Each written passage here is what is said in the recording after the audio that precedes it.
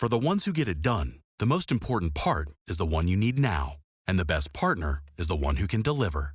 That's why millions of maintenance and repair pros trust Grainger. Because we have professional-grade supplies for every industry, even hard-to-find products. And we have same-day pickup and next-day delivery on most orders. But most importantly, we have an unwavering commitment to help keep you up and running. Call, click Grainger.com, or just stop by. Grainger, for the ones who get it done. Why don't more infant formula companies use organic, grass-fed whole milk instead of skim? Why don't more infant formula companies use the latest breast milk science? Why don't more infant formula companies run their own clinical trials? Why don't more infant formula companies use more of the proteins found in breast milk? Why don't more infant formula companies have their own factories instead of outsourcing their manufacturing? We wondered the same thing. So we made ByHeart, a better formula for formula. Learn more at byheart.com. Ah!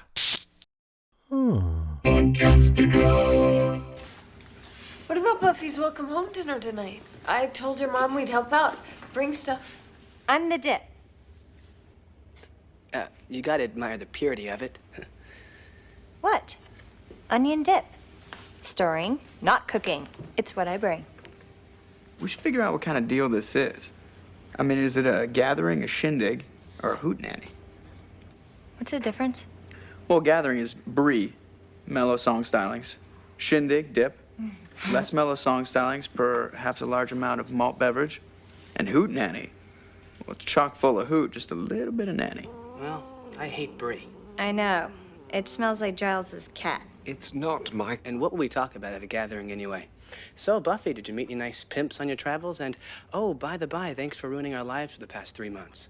Xander? You know what I mean. She doesn't want to talk about it. We don't want to talk about it. So why don't we just shut up and dance? Well, Buffy said she did want to loosen up. Have some kid time. Aren't you guys rehearsing tonight? Why don't you play at the party? Yeah, I think I could supply some dingo action. I'm not sure that a shindig... Hoot nanny. Hoot nanny is really the order of the day. It's maybe something a little more intimate. I mean, Buffy has just got home. I'm sure she's still feeling a little disoriented. All the more reason to make her feel welcome. And a big party says, "Welcome, Buffy." Okay, so 1 vote from the old guy for a smelly cheese night, and how many votes for actual fun, huh? All right. Have it your way. I'm just glad to have her home. Things can get back to normal.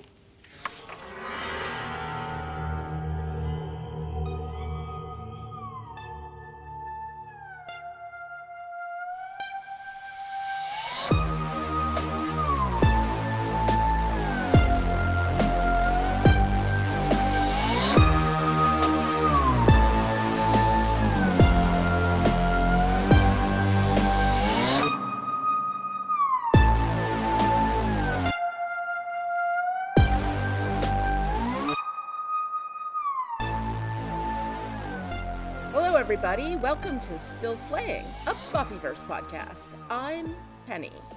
And I'm Kara.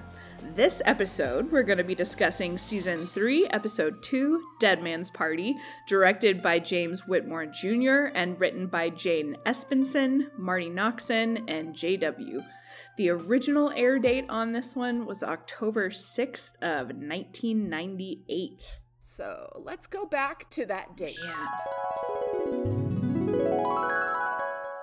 All right, so at this point in time, the #1 song in the United States was The First Night by Monica, and the #1 song in the United Kingdom was Roller Coaster by Bewitched, which I still love to this day.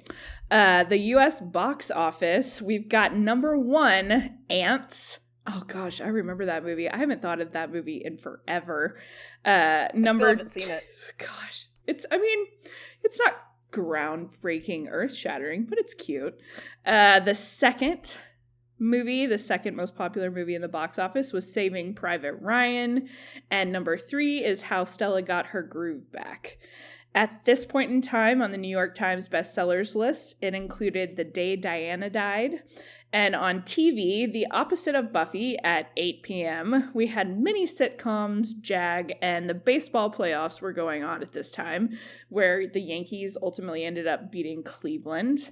And, fun fact, another female-led, campy, supernatural action comedy, Charmed, debuted on the WB the very next day on October 7th of 1998. And I had texted Penny earlier was that yesterday? Good Lord, that was yesterday. Just as a matter of fact, after I watched this episode of Buffy and took my notes, I was browsing for like an hour trying to find something to watch and settled on watching the pilot episode of Charmed for the very first time. I'm just gonna... So appropriate. Yep, there's the universe kind of winking. I love Charmed. It's really fun. It gets extremely campy as it goes on into future seasons. I think you'll really enjoy it. It has some really fun moments. The fashion on that show is amazing. Oh, yeah. The three leads are such beautiful women, and they wear really, really fun clothes all the time. Sometimes ridiculously, like, diaphanous outfits with, like, high-heeled shoes, and then they're running around in them. And jeez. There are definitely times when you're like, just kick those shoes off, hun. You need to get away from a demon. But you don't overall, need them. The show is really a lot of fun. Nice. October 6th was an important day in the country, October 6th, 1998, because that night Matthew Shepard was abducted and tortured and attacked and left for dead in a cornfield in Wyoming.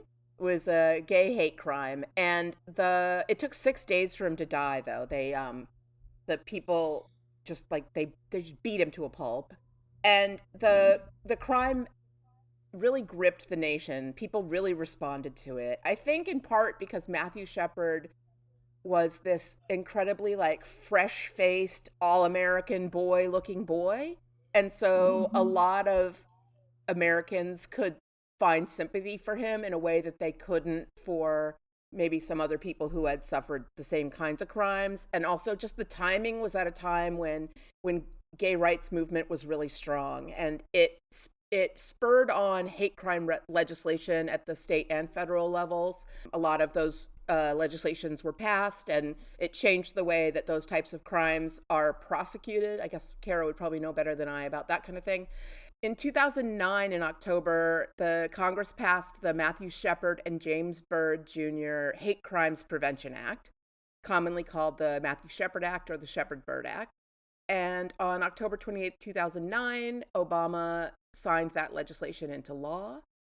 Following her son's murder, Judy Shepard became a gay rights activist and established the Matthew Shepard Foundation. And the murder also inspired a number of films, novels, plays, songs, and other works, including the Laramie Project, which was a play at first and then was made into a film in 2002. And Judy Shepard also wrote a memoir, The Meaning of Matthew. The Laramie Project was my first exposure to what happened to Matthew Shepard. I guess in 1998, I'm sure I heard about it on the news, but it probably didn't quite sink in. And then in high school, in my theater class, one of the plays that we did in our little black box theater was the Laramie Project. And if you're younger, if you aren't as familiar with Matthew Shepard, I would definitely recommend maybe starting there. It's a very interesting play. It's an interesting read. It's an interesting film. And I think it's an important one as well. But yeah, I cannot recommend that play enough. It was life-changing, really. I had a lot of gay friends then and now. And when this happened and the news broke, it didn't break on October 6th. It took a couple of days for it to hit national news. But it was devastating. And I remember them mourning as if they had known him. The extent of how badly he was treated really, really affected people, and it brought hate crimes to light in a way that they hadn't been before. It was kind of a watershed moment for the country, I think. On a lighter note, The October 1998 issue of Life magazine had John Glenn on the cover because he was about to go back into space at like 80 years old. And I remember at the time being like, oh my God, astronauts are astronauts forever. You know, like he was such a hero to me and my family. My family are a bunch of like NASA nerds. So we all were so excited about this. And I know you just started watching For All Mankind, which is a show on Apple Plus. And listeners, I cannot recommend For All Mankind enough. I love this show. It's so good. But there's a character in the 4th season who's a little bit John Glenn. He's like 70 something and he's like on Mars. And it's fun to sort of compare them. Oh man. Astronauts are some like the bravery and the confidence that it takes to go into space. Yeah. Like I love it. Because I'm claustrophobic, so there's no way. Like I'd be like, I need to go outside. No. Like I couldn't do it. One of those that's having a breakdown. I would not pass whatever like mental health evaluation it takes in order for you to actually get the green light. Yeah, I would never make it in space. We're gonna stay grounded. We're good. I can barely do an airplane for more than 3 hours. Yeah, so. I have to take something to calm myself to get on a long flight. Do they let astronauts use Xanax? Is that a thing? That seems bad. They should be calm just by nature. Well, speaking of heroics, let's get into this week's episode. We have Buffy coming back to Sunnydale and awkwardly reconnects with her friends. So awkward. Xander almost kind of stakes her, although we all know she could have taken him down. Then she goes over and sees Giles, and he is just more than thrilled that she's home and relieved that she's not like hurt or anything. If you hear a bunch of coughs and stuff on this episode, you guys, we're sorry. Kara and I are both just a little under the weather.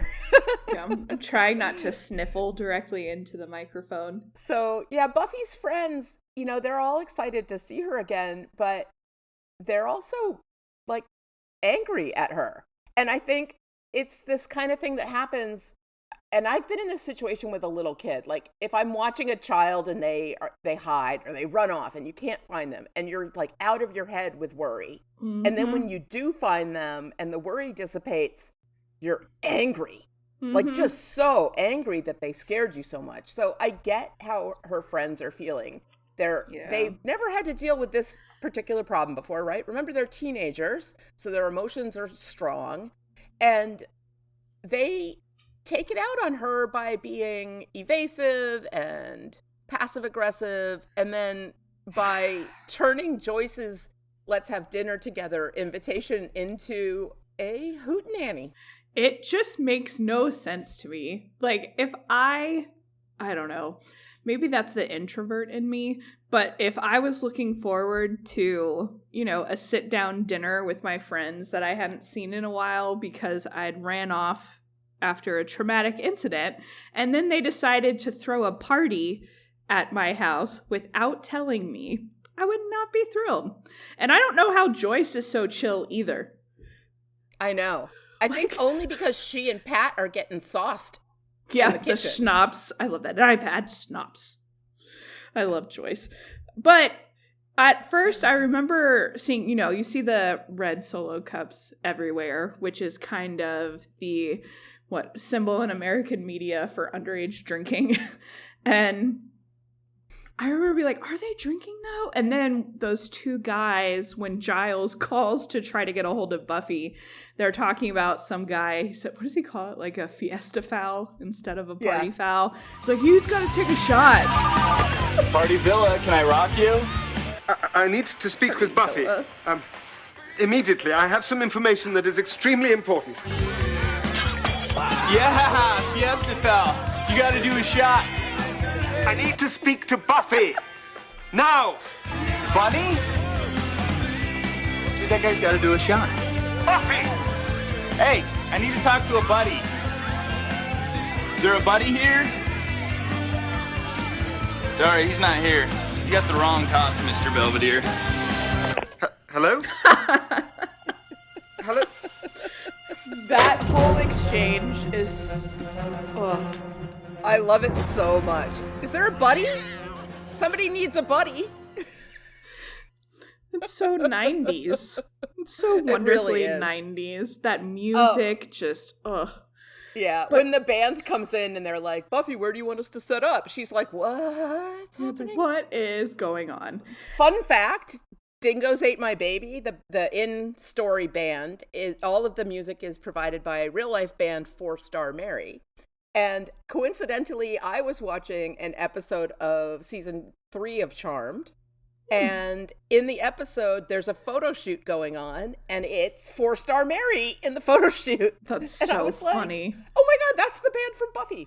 I which wonder just how thought much was really cute. crossover there is between those. There's got to be little bits here and there for sure. I mean, they were both on the WB at the same time, and they're supernatural. I'm sure there's a lot of like character actors and supporting actors that show up on both. 100%.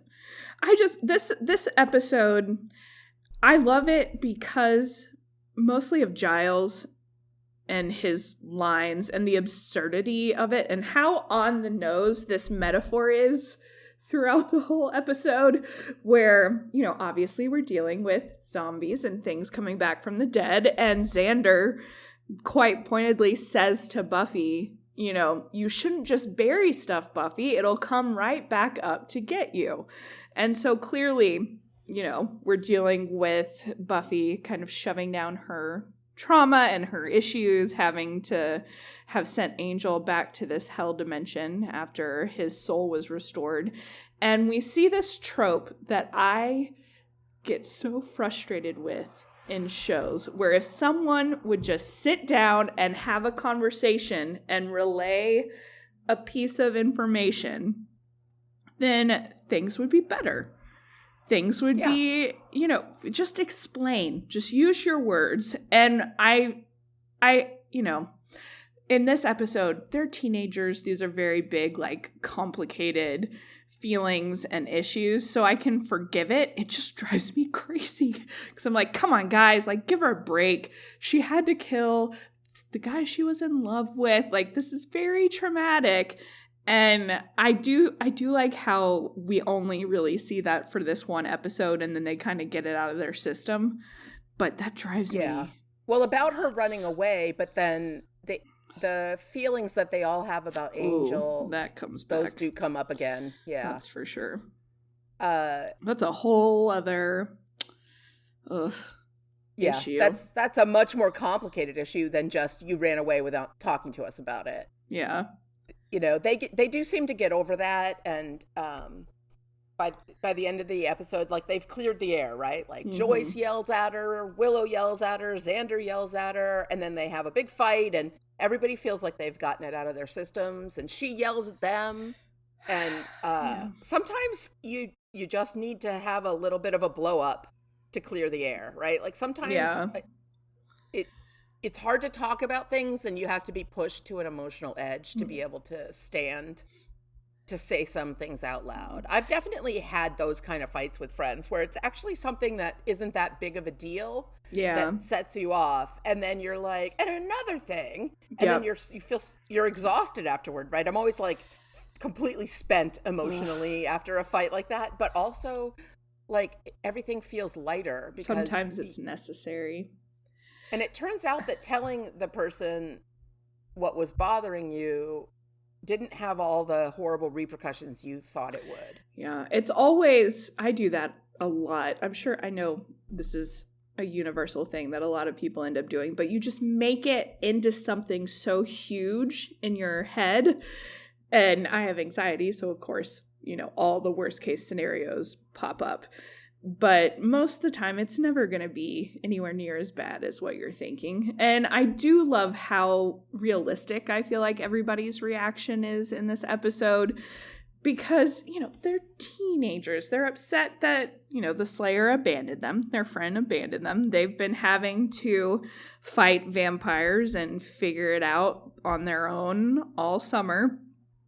with no explanation. They don't have cell phones. They can't just, send her a text message real quick and try to track her down. So yeah, there's no Buffy, just let us know you're okay. Like, there's no way to communicate that to her. And Willow, I completely understand Willow being like, I've been going through stuff too. Like, I have a boyfriend, and that's what she was missing her best friend for. And she has no idea. About the Slayer. She wanted her friend.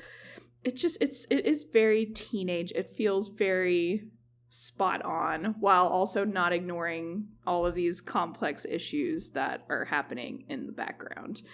And poor Joyce. Her house gets destroyed like every other week. They must have a contractor or somebody on hand just to replace windows alone. Yeah, and those are those like really beautiful craftsman style windows. Like, that's not an easy job. And it's not cheap. They can't keep furniture in the house. They're constantly smashing tables and lamps in that house. I often wonder about Joyce's financial situation and like, how much money does she really make running this art gallery that sells weird stuff? What's the cost of living like in Sunnydale that she can afford this really pretty house? And well, it's my family lawyer brain immediately went to, well, I wonder how much Buffy's dad is paying in child support. Yeah, I wonder that too. Because it's like, that's gotta be fairly significant. He lives in LA, like in a nice house. Like, I'm sure he does well for himself. I think that he has good money. Everything they say about him makes me think that he's pretty well off whenever they reference him. But he's certainly not a very present father figure in Buffy's life. Gosh, unfortunately. Not at all. You just completely forget sometimes that she has a dad, especially after the first season. I think, is it the first season, that ice skating episode is one of the only times that we really see him that's not in a flashback. Other than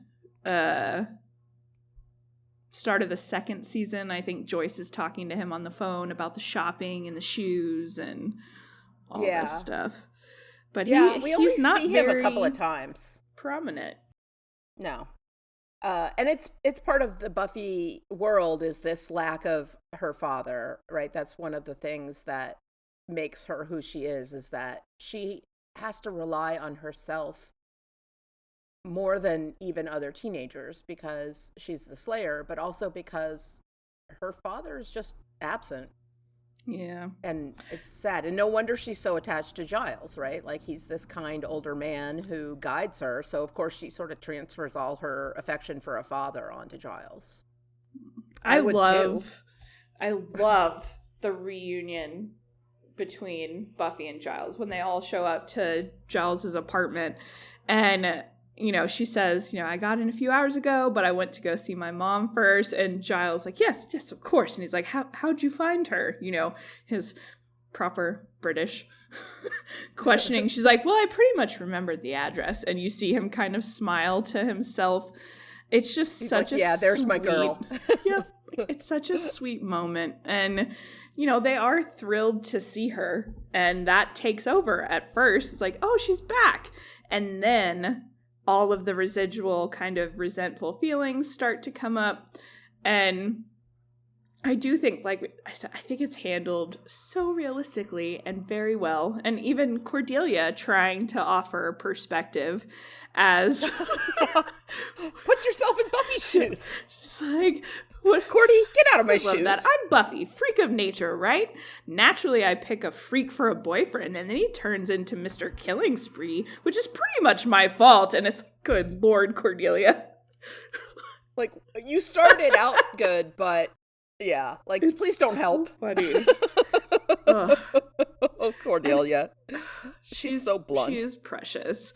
And then, of course, we see how Joyce has been coping when Buffy was away. She has made friends with Pat. They have a lovely little book club that they attend. What were they reading? Oh, The Deep End of the Ocean. Yeah. God. That's a book about somebody who disappears and then comes back years later. So Joyce... Yep. I can imagine for Joyce that was pretty emotional reading while Buffy was missing. Pat has been, listening to Joyce, and I guess they've been enjoying some schnapps together over time. Okay, I have a question about Pat. I have a lot of questions about Pat, but do you think she's into Joyce as more than a friend. I got that vibe. Right? Like, there's every vibe. time I'm just like, you like her though, right? Like, that's what's happening. Like, I can't tell if, I don't know, like, if it's friend vibe, like a little too enthusiastic, but it feels a touch romantic to me. Yeah. And I remember, the first time rewatching it in college and being like, oh, are they going to go down this route? Does Joyce have a girlfriend? Is that what Buffy missed? Or I thought they were going to do some scene where Pat tries to kiss Joyce and Pat has read into it more than Joyce had, or something like that. But I definitely got those vibes. Yeah. And then Buffy would have been like, at least she's not a robot. Yeah. It's like, well, it's okay.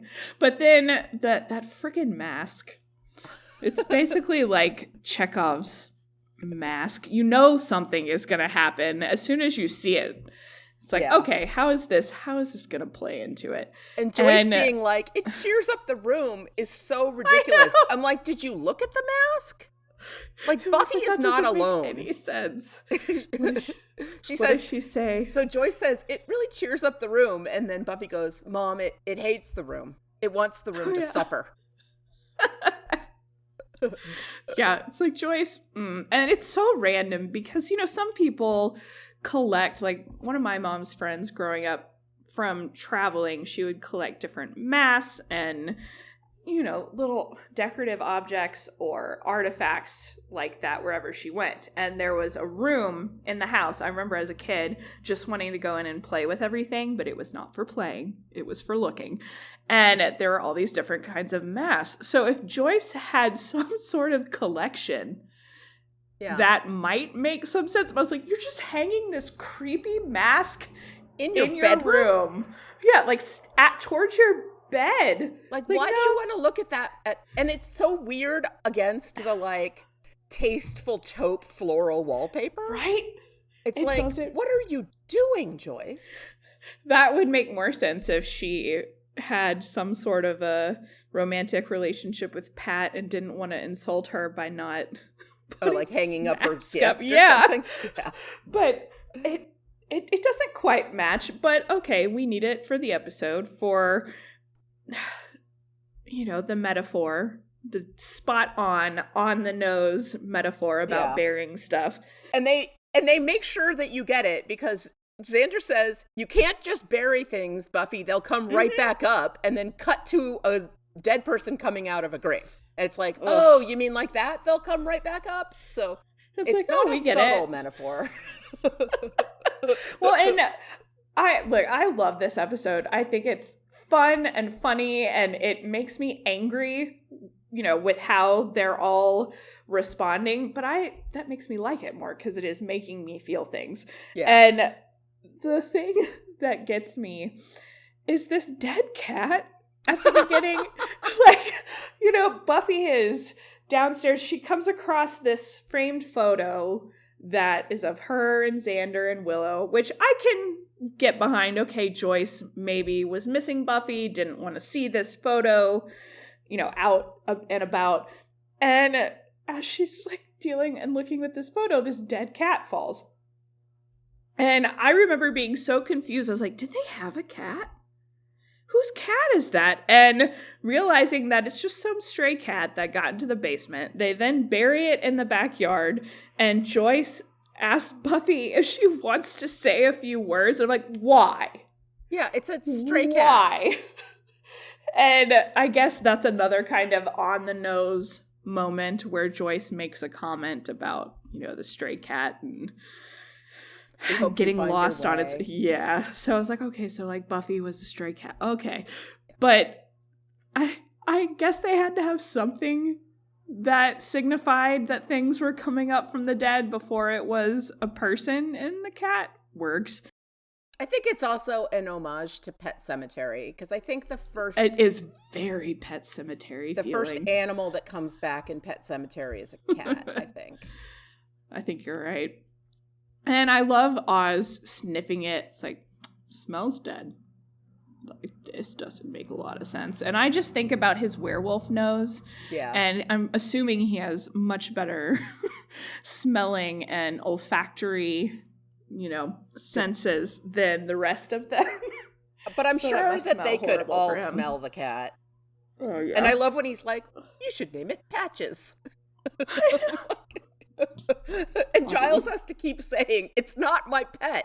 It's not yeah, that is one of my favorite exchanges. I think, is it Cordelia? Yeah, she's like, that. She says something smells like, oh, they were talking about Brie, right? And they're like, yeah, oh, we don't like I Brie. hate Brie. Yeah. It smells like I know, it Giles' smells like cat. And he's like, it's not my cat. That was great. This whole episode had some fantastic lines and like little quips here and there. Can I just say, how can you hate Brie? Brie is so yummy. I know.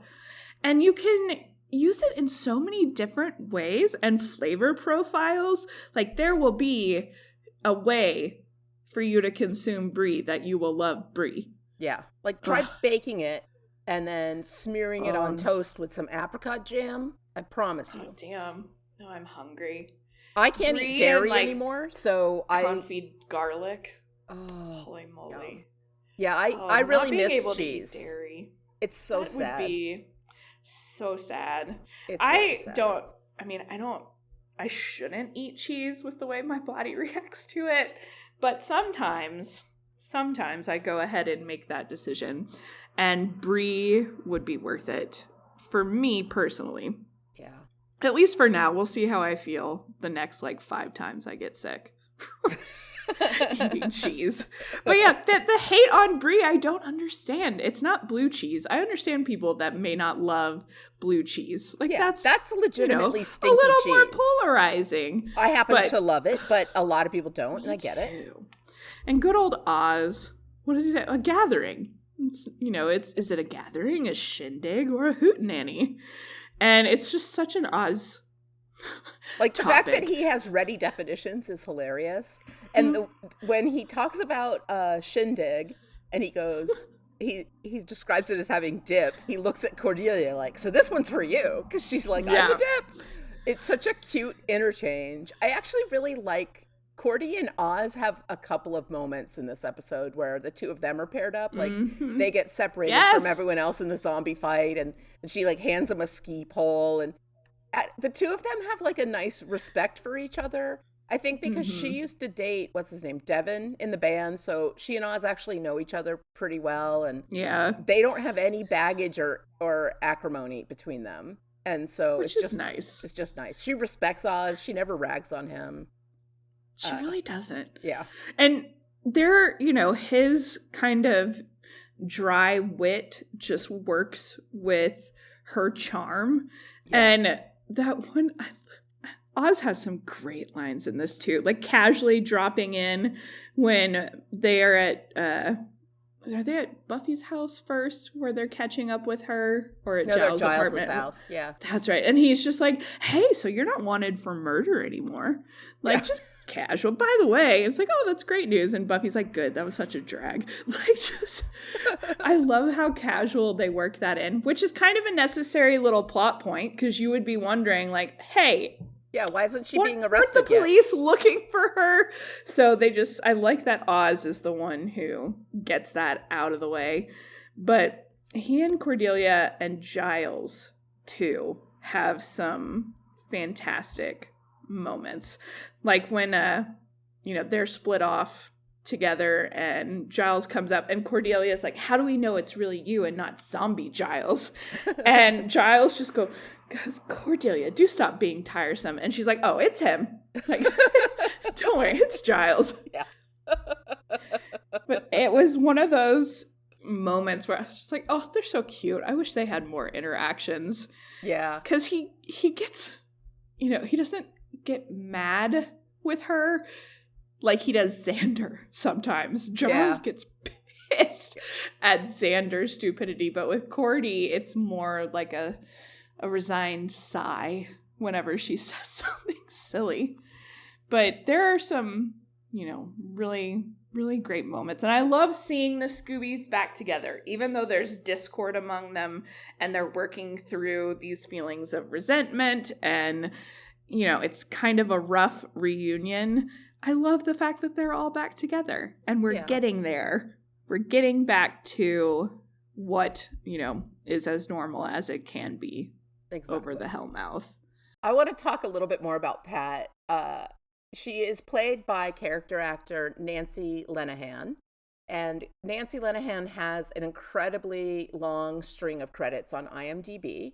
But my personal favorites are she plays a bed and breakfast proprietor on Gilmore Girls who's really funny. Yes. She was on Veep. Veep is a fantastic show. And a very underrated show that I love and that's one of my comfort viewing shows is called Bless This Mess. It's a fairly recent show. It was on maybe 2019, and it's about a New York City couple that sells everything and moves to a farm in Nebraska, and wacky hijinks ensue. And she's one of the wacky townspeople there. It's a really enjoyable show. It stars Lake Bell and Dax Shepard as the main couple. Oh, I love Lake Bell. And it's got Ed Begley Jr. in it, and Pam Grier. And there's some other people you'll recognize. Oh, the actor who plays Beard on Ted Lasso was in it. Oh. And it's just a lighthearted, sweet show that I find really soothing when I'm stressed out or whatever. I'll watch an episode and I'm like, oh, I feel better now. I might have to check that out. You're going to be responsible for 75% of my TV viewing now. Good. Everything that I'm watching. I think we have very similar taste. It's true. Pat's fashion looks are very sort of Chico's, old J. Ann Jill, Ann Taylor, like middle-aged lady, flowy. Mm-hmm. And then she's wearing that vest that's multiple prints sewn together. That's partially why I thought she was interested in Joyce. Yeah. I feel like, especially in the 90s, that was kind of code. Heavily lesbian coded.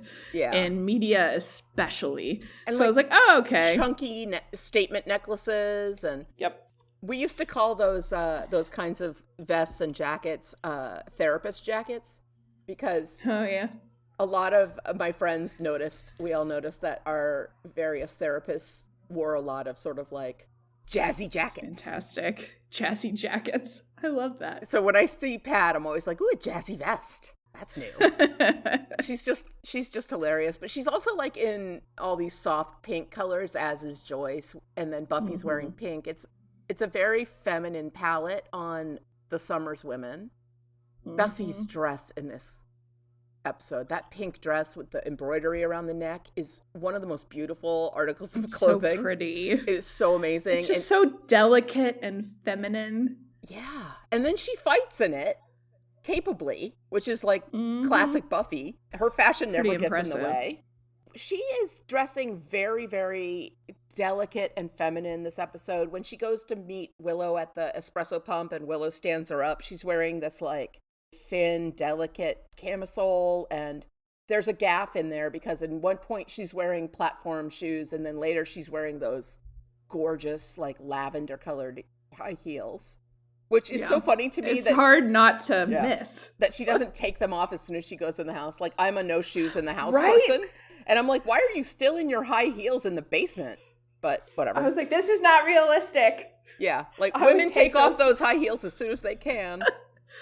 It's as soon as I get home, unless I want to be productive, then I'll keep if I have a suit on, I'll keep my suit on for a little bit so I'm doing things, but my shoes will always come off in exchange for comfier shoes. And I wonder if they put her in this kind of, more delicate fashion in this episode to emphasize her vulnerability. I think so. And also her contrition, right? She's trying to be pleasing to her friends and her mother. So she's dressing pretty and helping her mother get the dishes. And she's trying to seem unaggressive, unassertive even. And, she's got sparkly hair clips, and it's all very light and soft. The colors are soft. Willow and Xander and even Cordelia are all in kind of darker, muted colors. Yeah. And, also everything coming up from the dead being very dark and except for the one Sunnydale cheerleader in her bright yellow top. That was kind of fantastic. Yeah. These zombies, it's an all-around fun episode. It has so many great moments. I love when you see all the zombies walking across the playground. That really cracks me up. It's just such a nice contrast. It's so creepy. Ugh. And I love Giles's car. Oh my God, Giles's car is such a piece of junk, but it's such a classic old British car, and it suits him so well. Fun fact, when he hotwires the car, that's cut out of the episode when it aired in Great Britain because they thought it was imitatable crime and they didn't want to show it on TV. I'm glad you brought that up because I know you love John Oliver, just as much as I do. And I have learned over the years that the UK has some fascinating laws when it comes to what you can and cannot show on TV. Like, for instance, making fun of, using any sort of footage of parliamentary procedure and mocking it, essentially. That's one thing that comes up on John Oliver all the time. So in this one, I was like, imitatable crime. What can they show then? Because there are plenty of fantastic murder shows and detective shows that Shetland, I binged that again for the third time a couple weeks ago. It's a Scottish kind of, detective crime series. And there are plenty of things that people do in those shows that seem very anyway. I thought that was a fascinating little bit of trivia. And anytime Giles gets more attention, it makes me happy. I had a confusing moment in this episode when he is confronting Principal Snyder. So that's another little storyline we see is Buffy trying to get back to school because she's been expelled. And Snyder is very creepily telling Buffy and Joyce that, it gives him this kind of tingle of pleasure, basically, to deny her. Disgusting. It's so gross and unsettling. I was like, what the Fiesta pal. Oh yeah, we're not cursing. But I was like, come on, man. That is so messed up. And I do like how when Giles later goes to confront him, he is, saying, maybe you've got city politics, the city government, the mayor, whatever on your side, but I'm sure the state Supreme Court would be interested in knowing why you're depriving this minor a right to her education. I was like, good job, Giles. That might take a while, but it's true. It's a good point. And Giles kind of, is charming, being a little bit intimidating. And Snyder says, sorry, I'm not convinced. Basically nope, not going to work. And Giles slams him up against the filing cabinet and just goes, would you like me to convince you? And I was like, why am I attracted to Giles right now? Oh, yeah. Why was that so attractive? That was a little Ripper coming out. Yeah. Yep. I was like, oh, okay. There's Ripper. Yep. I was like, that was hot. I was like, you tell him, Giles. And then what do you know? Buffy's allowed back in school. So he did convince Snyder. But that moment, I was like, damn. Okay. You tell him, Giles. That was Ripper. And I love the subtle, we'll see this more in future episodes where we see Ripper, but the subtle accent change when he is, kind of letting Ripper show. Yep. I was like, That's not, I went to Oxford, Giles. That's, I've gotten into alley fights, Giles. Yep. And it is Snyder sexy. could not handle it. It was so attractive. And because he's also standing up for Buffy and, Snyder is being this snivelly little rodent, essentially. But the tingle language, I was like, oh, that's gross. Breast milk science. It's a thing. And it's our thing. We're ByHeart. We're an infant formula company on a mission to get a lot closer to the most superfood on the planet, breast milk. Our patented protein blend has more of the important and most abundant proteins found in breast milk. We're the first and only U.S.-made formula to use organic, grass-fed whole milk, not skim. We make our formula in our own factories in Iowa, Oregon, and Pennsylvania, using a small batch manufacturing process that works to preserve the integrity of our ingredients. We ran the largest clinical trial by a new infant formula company in 25 years, and clinically proved benefits like easier digestion, less gas, and softer poops versus a leading infant formula. We were the first infant formula company to earn the Clean Label Project Purity Award. And while we've put a lot into ByHeart, there's a long list of things you won't see on our ingredient list, like no corn syrup, no maltodextrin, no GMO ingredients, no soy, no palm oil. ByHeart, a better formula for formula. Learn more at byheart.com. This is the smell of a warm 3-day-old egg salad sandwich in a wimpy trash bag. Wimpy, wimpy, wimpy! Blech. And this is the smell of that same sandwich in a hefty, ultra-strong trash bag with new Fabuloso lemon scent. Hefty, hefty, hefty! Smell the difference? When life gives you stinky, get Hefty Ultra Strong with new Fabuloso lemon scent. It smells like clean, freshly picked lemons. So no matter what's inside your trash, you can stop the stink and smell the lemon. With Lucky Land Slots, you can get lucky just about anywhere. Dearly beloved, we are gathered here today to... Has anyone seen the bride and groom? Sorry, we're here. We were getting lucky in the limo and we lost track of time. No, Lucky Land Casino, with cash prizes that add up quicker than a guest registry. In that case, I pronounce you lucky. Play for free at LuckyLandSlots.com. Daily bonuses are waiting. No purchase necessary. Void where prohibited by law. 18+. Terms and conditions apply. See website for details. And also, we haven't talked about this, but it recently came out that Dolly Parton was like a quiet executive producer on the show. And she was actually pretty involved, according to Sarah Michelle Gellar. And fascinating. It just makes me love Dolly Parton even more. Right, like just another reason to love Dolly. Like, she doesn't. I love her so much. She doesn't ask for acclaim for a lot of the good things that she does. The news about them always, whenever the news about something awesome that she's done comes out, it's always like, yeah, and she's been doing this for 12 years. Like, it's never a publicity stunt. It's always genuine. She just seems like a good human. The book program she has where, like, you sign up and she sends you a book every month for your kid. Amazing. Yeah. I was playing music yesterday at a friend over, or a couple days ago, and Jolene came on my playlist, and he was like, oh, is this a cover? And I was like, no, that's Dolly. What? Like, I was, like, insulted on her behalf. That's the OG. Yeah.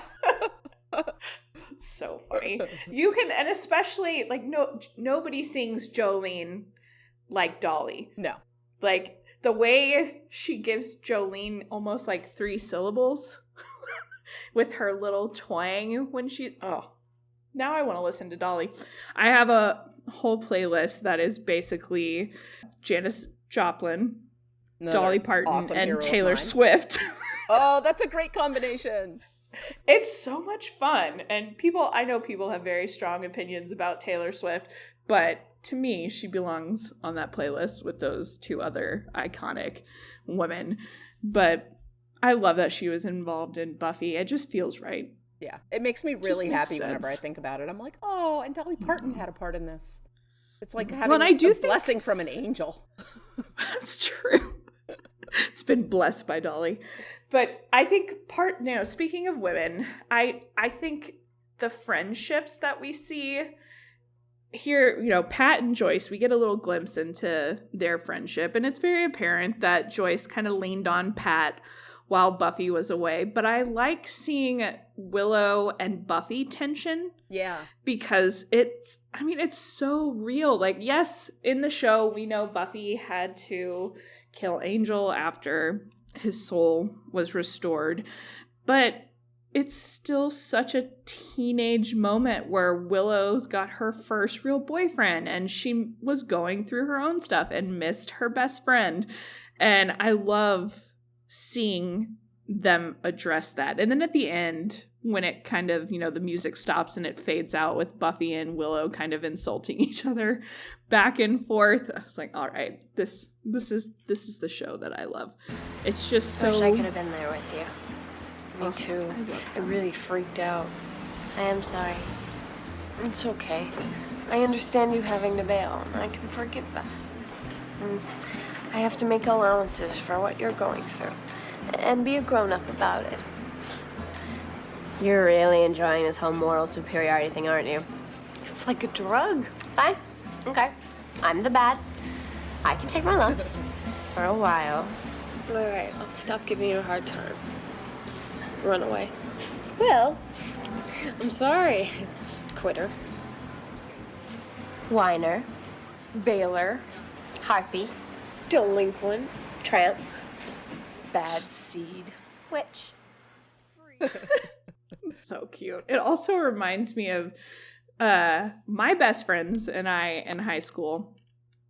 I have a group, there's a group of about 5 or 6 of us girls, and we're still in touch to this day. And I don't know what it was about calling each other variations of the word slut, but it would just happen, like slut, strumpet, lady of the evening, like back and forth. That is and a thing seeing I this. don't get. In my generation, that would not have flown, but I've seen it in your generation a lot, and I'm always like, so women are Or taking whore. that word back, I guess, or hooker. And it was, Yeah. yes, hooker. We called, like, hooker came up all the time.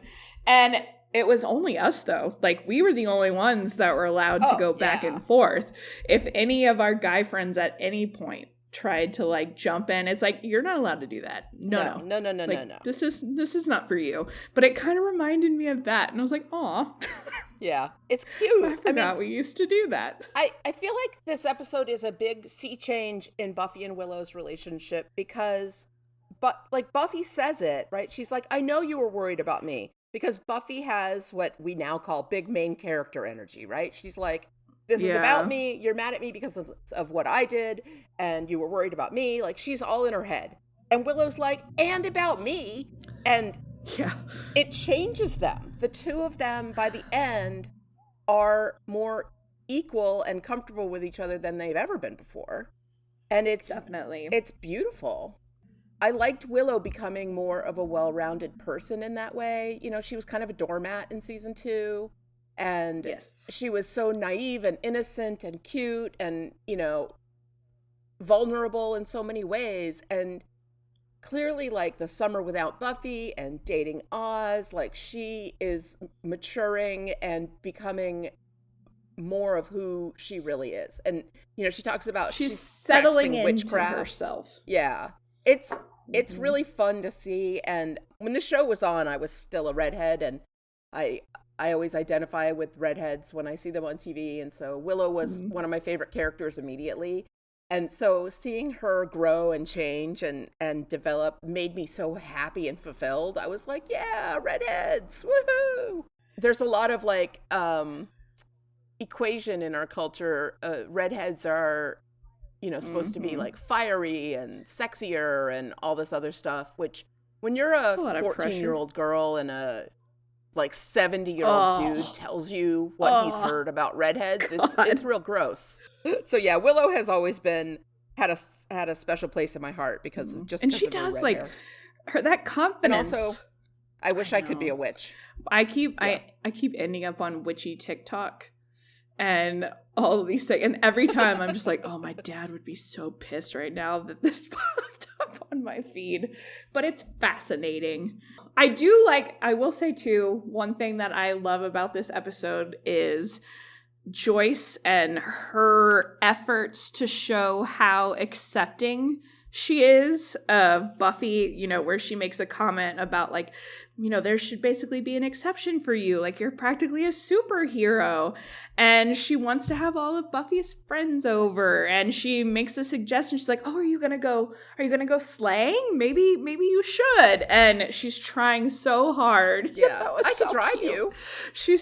Yeah. I was thinking about it in terms of the coming out metaphor that we talked about in Becoming Part 2. a lot of parents, when they have their first reaction to their kid coming out, and maybe they handle it badly, and Joyce admits that she handled it badly, which I found so refreshing for a parent to be like, I handled it badly, okay? And then they go they swing in the other direction, where they just want to show that they aren't upset about it anymore, and that they're accepting. And so they go a little over the top. Like, I've met those parents whose kid has just come out and they're like wearing like 9 rainbow things. And they're like the most happy parent at the Pride Parade. And like, they go a little too far in the other direction, and before they settle down. And Joyce reminded me of that. Like, I felt like she should be wearing a t-shirt that was like, I'm proud of my Slayer daughter. I had a friend, or something like that. That's exactly what I thought of. I had a friend, after he came out to his parents, his mom went and bought like, I love my gay son, like a bumper sticker for their car. She went, and this was when Blockbuster was still a thing, rented like the first season of Will and Grace and wanted to watch it with it. And I was like, okay, that's precious. And I think he was slightly like on the surface annoyed, like, gosh, mom, come on. But at the same time, he was like, I am so lucky that I have a mom who is wanting to go out of her way to, show that she still loves me and accepts me. So it is nice to see Joyce acknowledge her mistake and try to, overcompensate a little bit. And I think it's also very sweet that she wants all of the Scooby gang to come over, and she wants to use the company plates. And Buffy's like, Mom, they're not company people. And Joyce is like, damn it, let me use company plates. Like, let's, Yeah, they've been sitting in the basement for 2 years. Plus, we have to have a way for you to find this dead cat. So, it works out. Convenient system for that. I also thought, I was really impressed with how well Joyce handled herself during the whole fighting scene. She didn't scream. She didn't like overly freak out. She was kind of practical about it. She's like, oh, there's Pat. Let's bring her in here. And like, oh, is she dead? Like, she was of an appropriate amount upset, but she wasn't falling apart the way, like, if zombies attacked my house, as much as I think I've been preparing for that my whole life, I'm not ready. I would lose my mind. And she's just like, she's in there. She's like, come in here. Let's hit them with this. Like, she's totally, like, fine with it. In fact, the first time I saw this episode, I wondered, like, wait, is Joyce going to join the Scooby gang? Because she also says at one point to at the beginning of the episode, when she's talking to Giles, she starts talking about her dealer who deals in ancient artifacts. And I'm like, and Giles is an expert in ancient artifacts. And maybe these two could, like, join forces to be, research superheroes or whatever. And I'm sure I'm not alone in being like, maybe they'll hook up, right? Like Giles and Joyce, they'd make such a great couple. If she had seen the way that he slammed Snyder up against those filing cabinets to fight for her daughter to be back in school, I'm sure it would have happened. She would have turned around and slammed Giles against the file cabinets in a different way. Slammed up against something. Yeah, the fun kind of slamming. I was just very impressed by her, and then when it was over and she's like, is this a typical day at the office? And poor Buffy was also like, no, this was nothing. I was like, come on, Buffy, like, this was pretty intense. Like, they weren't vampires, but But Joyce, oh yeah, that was so funny too, when Joyce was like, is that a vampire? And Buffy's like, nope, not a vampire. Nope. But it is nice that Joyce kind of got a front row seat to the craziness, because for the most part, she always seems to just miss it. Just miss out being exposed to it. And this time, and I love when Xander was like doing the sort of like orientation thing for her. He's like, see, when a scary thing is scared, that's not good. And I'm like, Joyce needs to be caught up on what it's like to hang out with the Slayer. I wish they had that kind of awkward Scooby Gang and Joyce dinner party, because it would have been so helpful for Joyce to be able to hear about stuff that they dealt with and ask questions and get a better idea. And from multiple perspectives, right? Like, she's talked to Buffy, and she has Buffy's perspective on what a Slayer is and what a Slayer does to a certain extent. But, like, Willow and Xander have had a front row seat to watching Buffy be the Slayer, and they probably could tell Joyce a lot of stuff about it that Buffy doesn't even realize. For sure. That would be helpful. But I guess those schnapps really helped calm her down. She didn't seem to care that much about the amount of broken windows everywhere. Yeah, she took it all in stride. She was just like, yeah, our house got trashed. It's one of my favorite things about this show is how frequently Sunnydale High School and the summer house are just basically like destroyed or vandalized to no end. Yeah. And then all of a sudden, and the bronze. And then all of a sudden they're perfectly fine again. Those contractors in Sunnydale must be doing pretty well for themselves. Must be a good career. I'm like, being a contractor in Sunnydale is like, you just never run out of business. Very lucrative. Oh my gosh. But it's just, I don't know, this whole episode, it's just fun. And I will say, I get, again, irrationally angry at Xander in this one, more so than anybody else. I don't know what it is, but that moment, because when Willow is getting upset with Buffy and her mom kind of has a moment with her, and even Giles, I'm like, okay, I understand. But then when Xander jumps in to defend Willow and it's like, let her finish, like, let her get it out. And Buffy's like, could you at least stick to annoying me on your own behalf? I was like, yeah, that's fair. And Xander fires back and she's like, you want to talk acting like an idiot? Nighthawk. At that moment, I am like, yeah, tell him, Buffy, he's an idiot. This is ridiculous. I don't know what it is about poor Xander, but he just really gets under my skin in moments like this. It's also hard to feel bad for him when he's standing there with Cordelia like draped all over him and like kissing all over his neck and stuff, and he's all like, "Thanks for ruining our life, Buffy." And I'm like, "You're seem fine, Xander. It's okay. You're fine." The name Nighthawk is so funny. In my head, I remembered that it was Nightwing, which is the name of a DC Comics character.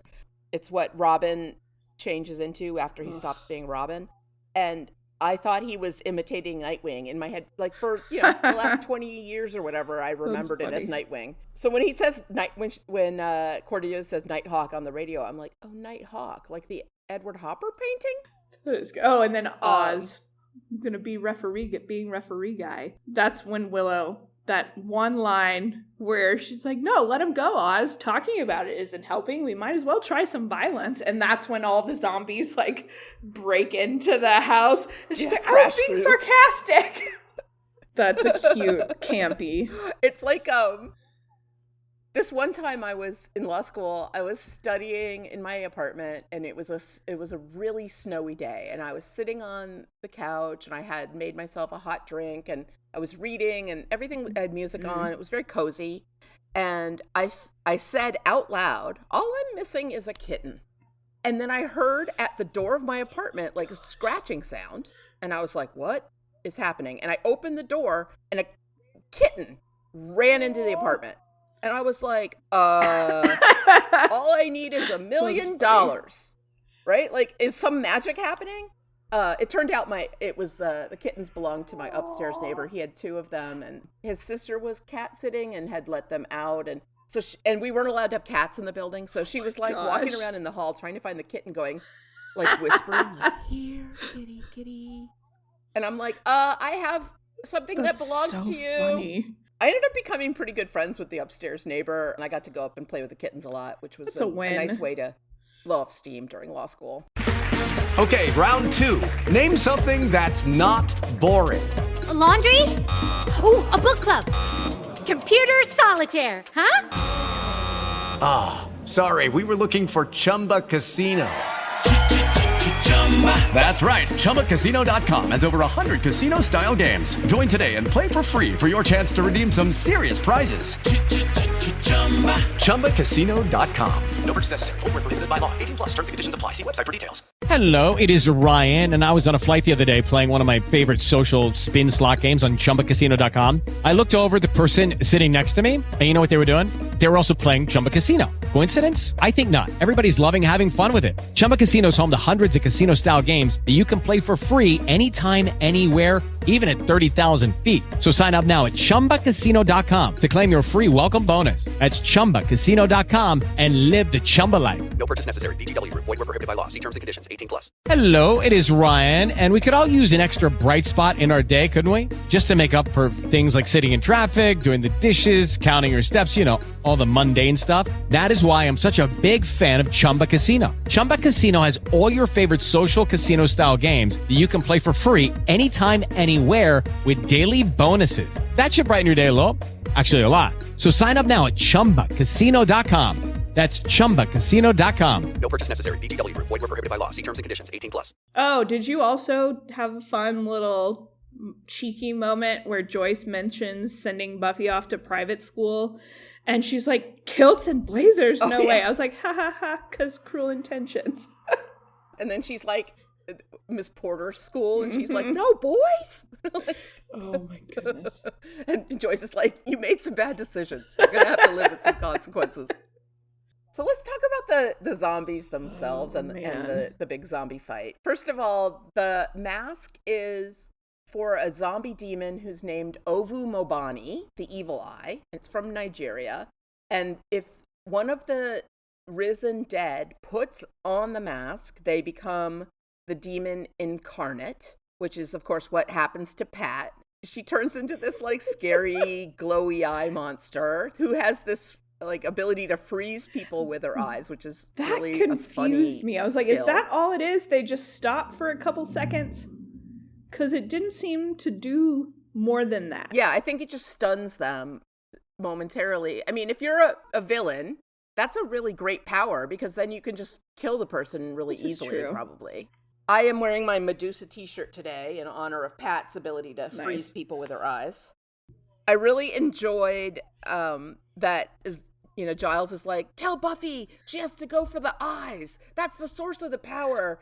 And by the time Oz gets out there to tell her, Buffy has already figured it out for herself, because that's how Buffy is. And she does that, her nice quip of made you look to Pat and shovels her in the eyes.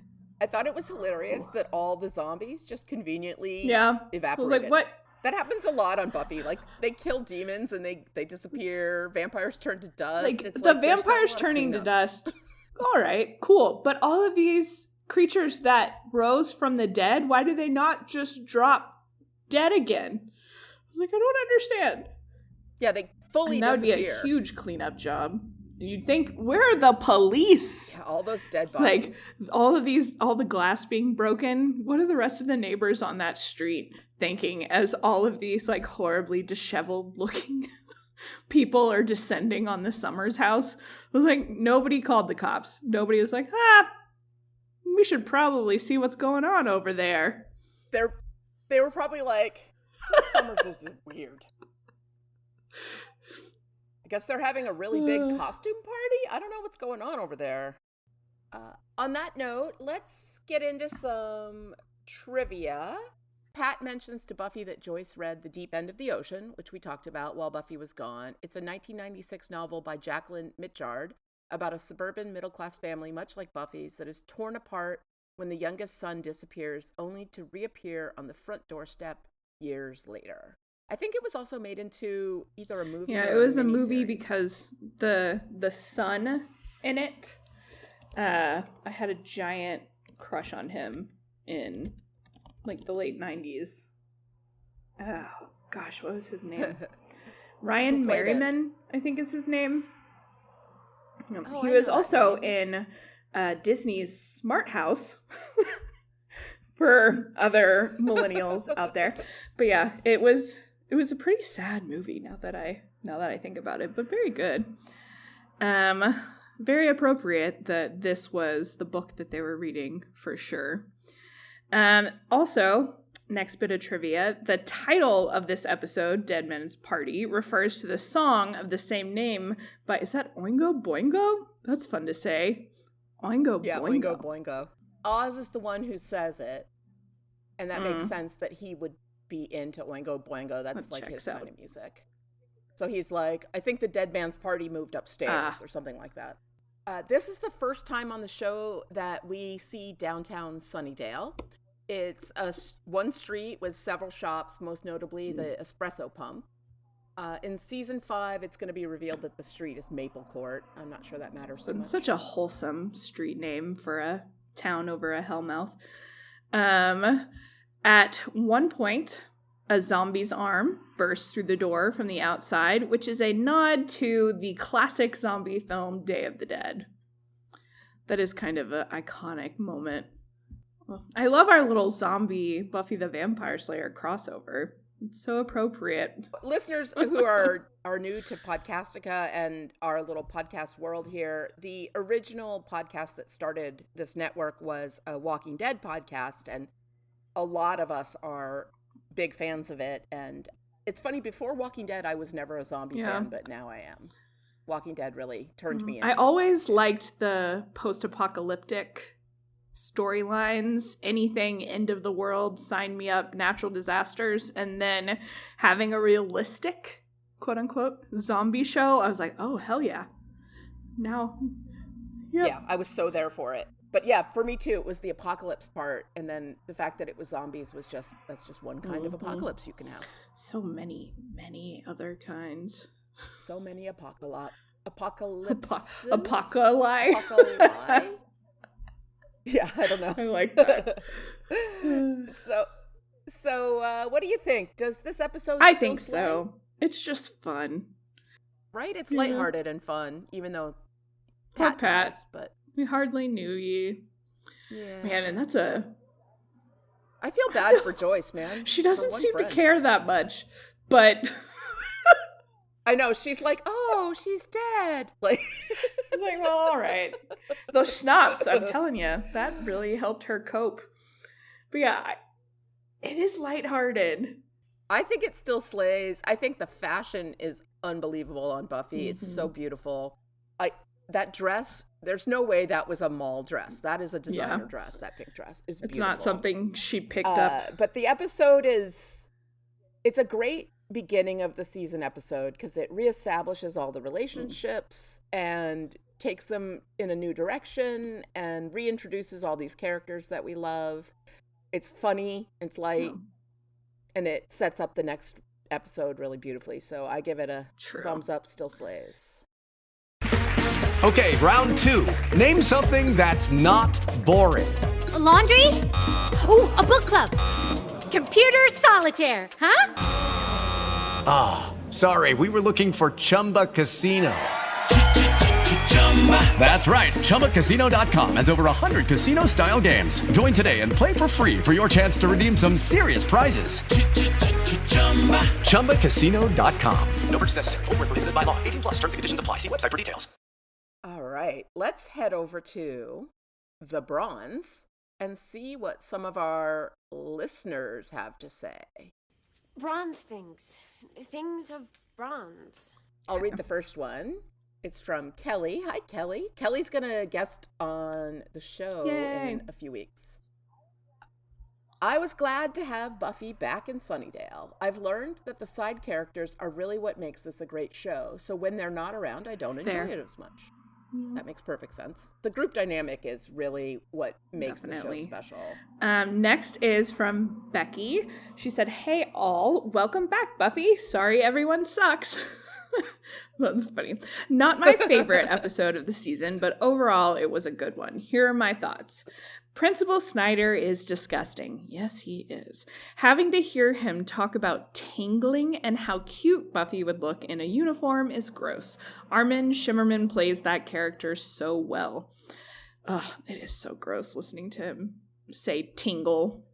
It's funny because we dislike the character so much, we might not be giving enough credit to Armin Shimmerman. He is doing great. A bang-up job as Snyder. It's like She's Michael right to Emerson as Ben on Lost. I hated him so much, but he was awesome at it. Yeah, or Jack Gleason, who played Prince and King Joffrey. Brilliant.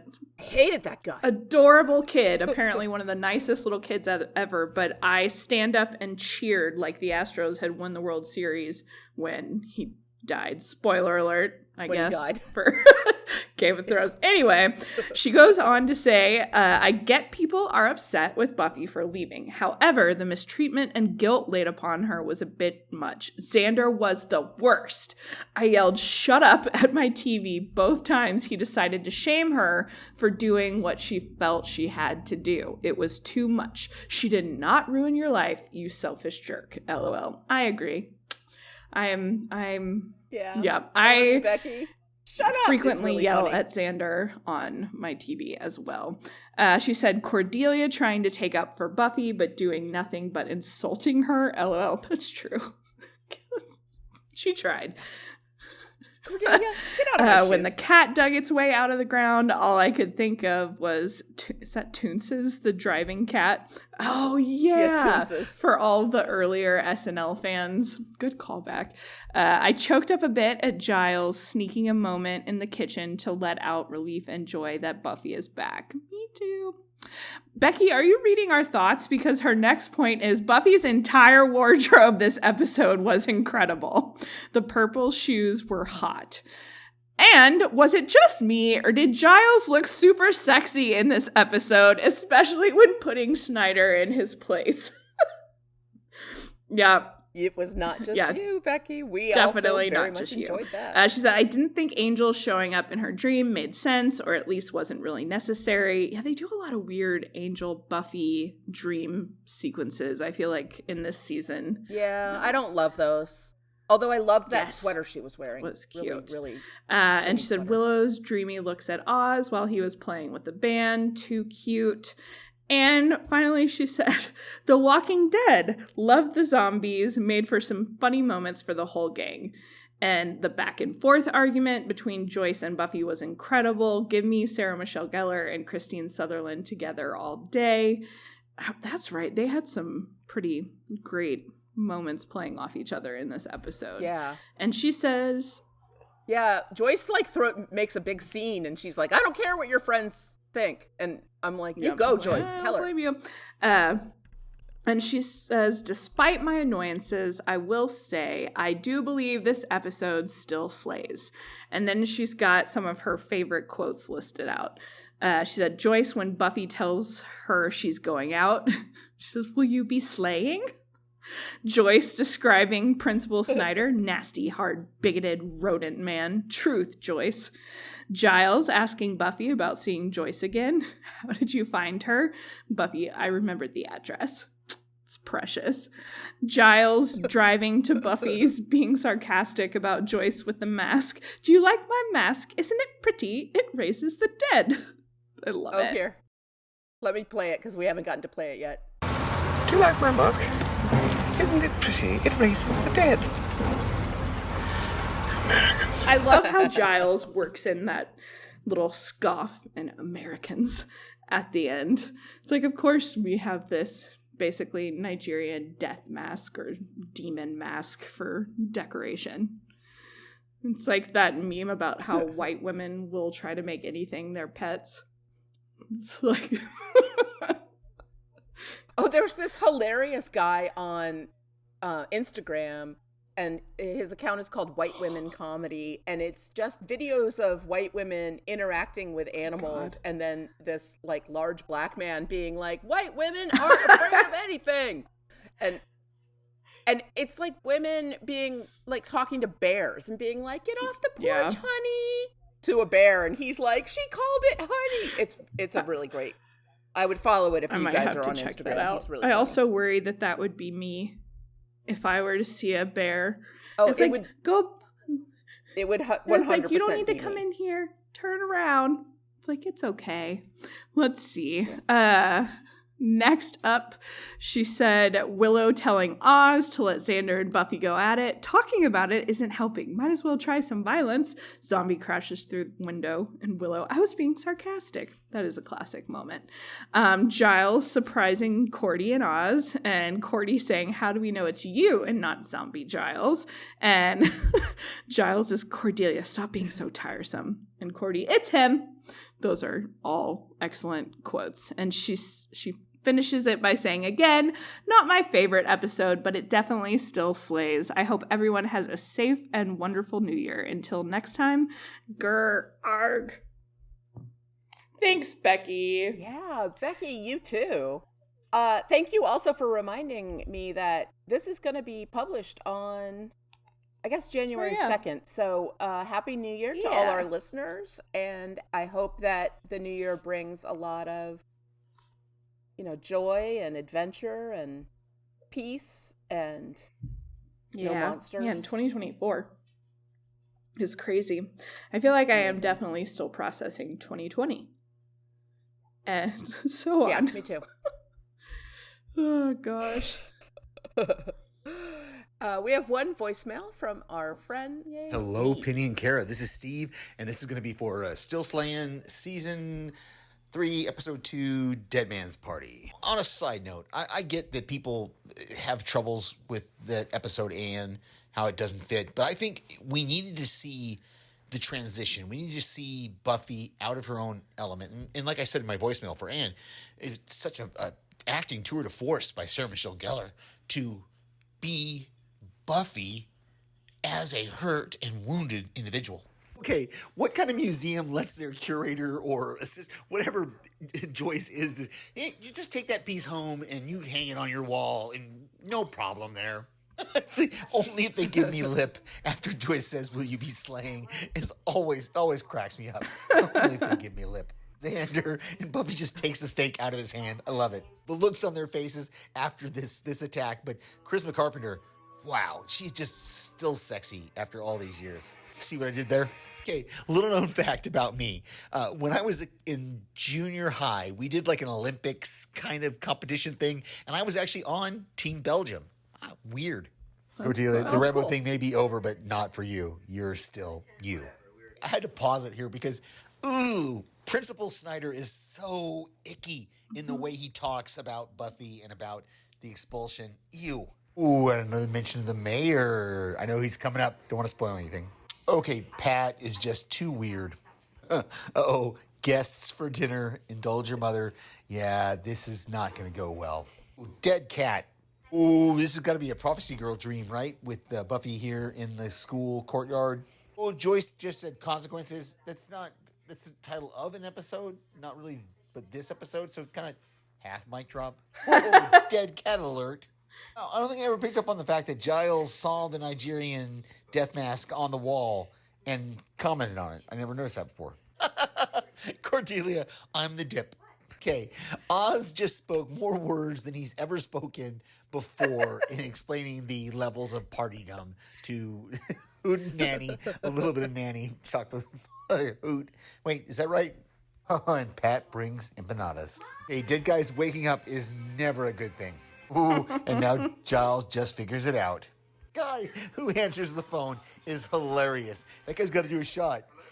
Okay, that conversation between Willow and Buffy, gosh, it got me emotional because Willow is so open and out there about how she feels and what's going on in her life. Oh, Jonathan by the dip, love it. And Courtney, get out of my shoes. Okay, will somebody please figure out how to kill a zombie? Oz just said Dead Man's Party is... Mic drop. When scary things get scared, not good. Ooh, and random shovel for the win.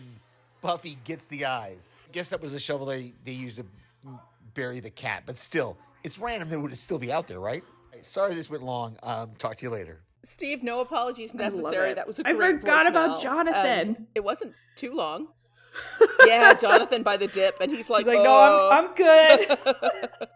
I don't think we know that his name is Jonathan yet, but listeners, I don't know if we have any listeners who are watching for the first time, but if you are, just look for that guy again. He'll be back. We start to see him a little bit more in season 3. He'll pop up a little more frequently. I am so excited about next week's episode, but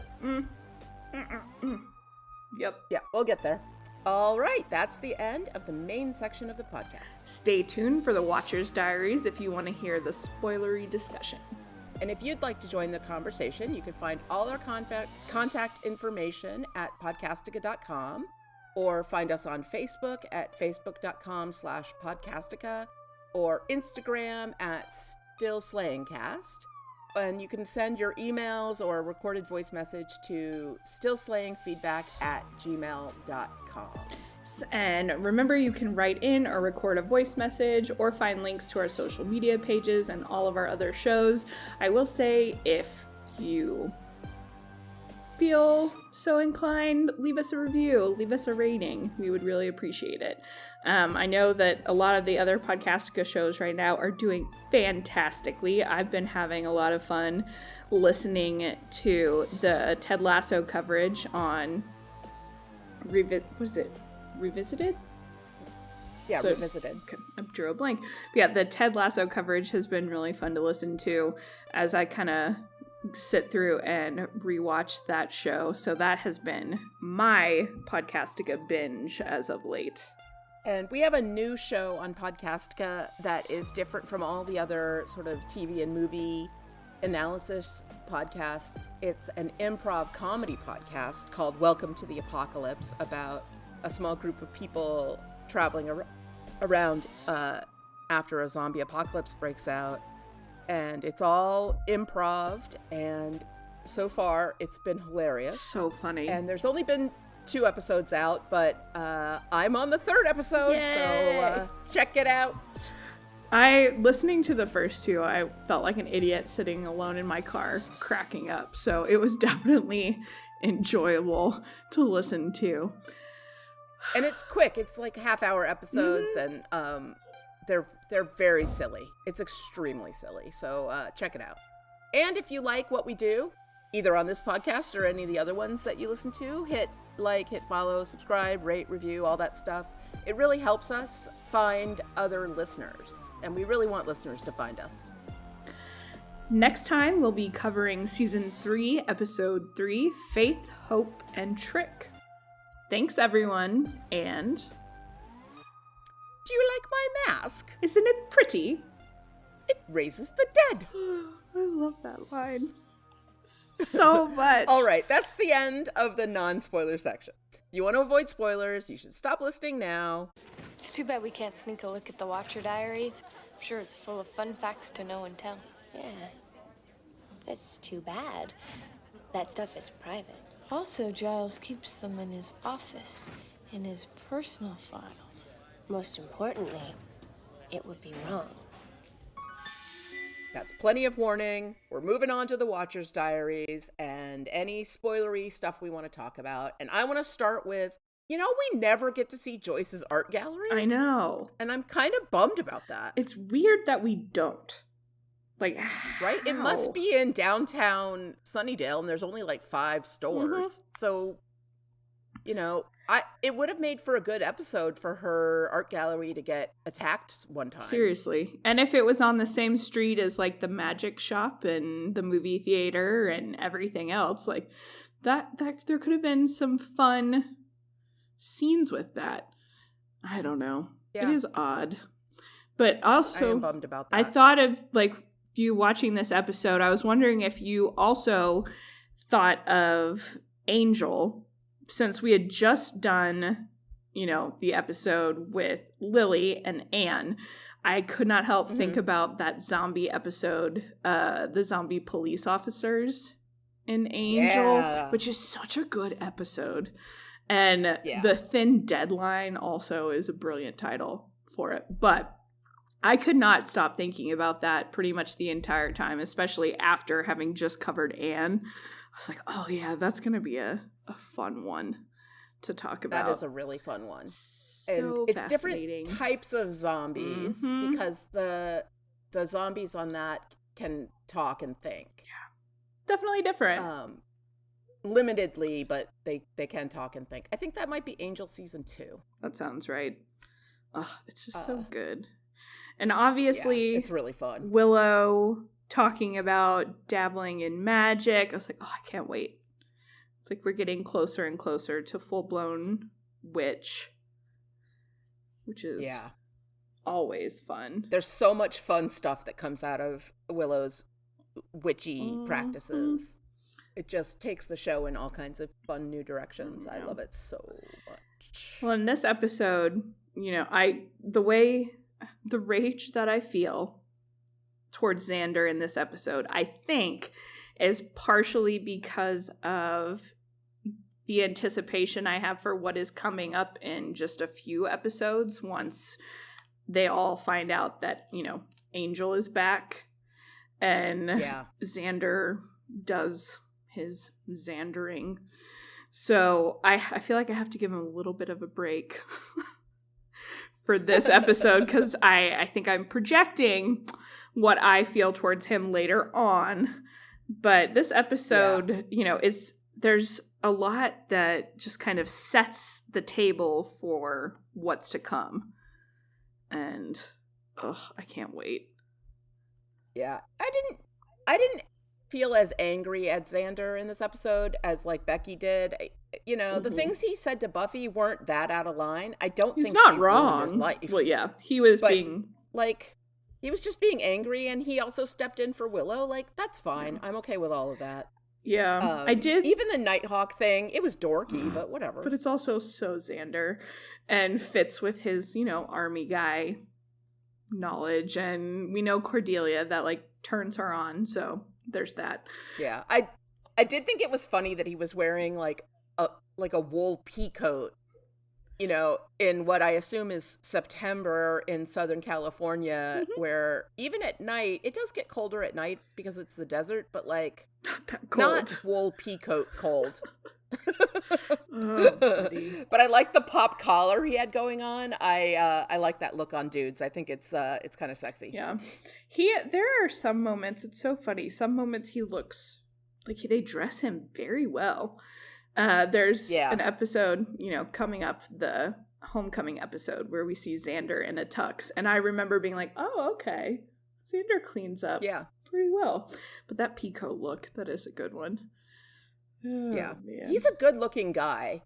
The show has the character be unpopular and dorky and stuff, but I feel like in real life, Nicholas Brendan was probably very well liked by girls. Yeah. I'm sure he did well. He's good looking. Yeah. Oh, buddy. Let's see. And of course, we get more hints about the arrival of the mayor onto the show. That's going to be fun coming up. His villainy doesn't really get exposed until the second half of the season. So there's a lot of these little like name drops and stuff. And we meet him, the first time we see him, I think, is the episode Gingerbread. Yeah. Also, do you think it's a coincidence, all of these references to Snyder as kind of a rodent? There are multiple ones, and then, the mayor. He gets eaten by a snake. Yeah, like every time I hear it, I'm just like, appropriate end for him. So there was perfect. A cut line where Joyce goes on at length about Snyder and describes his like little rodent teeth and stuff. And I'm glad they cut it. Yeah. Because as much as it's true about Snyder, I didn't like Joyce being so petty about someone's appearance. Yeah, it's not quite in her character. And whatever it is she did say, like she calls him a nasty, I don't remember the rest of it, but rodent of a man. Bigoted. And I'm like, that's enough. Does she say? Yeah, bigoted rodent man. That makes sense. Yeah, that's enough. We didn't have to hear about his teeth, and she said something else in the cut line, like, and I wanted to hit him, or something that just didn't seem Joyce-like. So I'm glad they cut it. That makes sense. Oh man, I don't think I had any other spoilery notes. Me either. That's the complete end of our show. Thank you guys for listening, everybody. And until next time, I am Penny. And I'm Kara. Keep slaying. This is the smell of the leftover tuna fish sandwich you left in your lunchbox over the weekend in a wimpy trash bag. Wimpy, wimpy, wimpy! Blech! And this is the smell of that same sandwich in a hefty, ultra-strong trash bag. Hefty, hefty, hefty! Ah, smell the difference? Hefty Ultra Strong has Arm & Hammer with continuous odor control, so no matter what's inside your trash, you can stay one step ahead of stinky. And for bigger jobs, try the superior strength of Hefty Large Black Bags.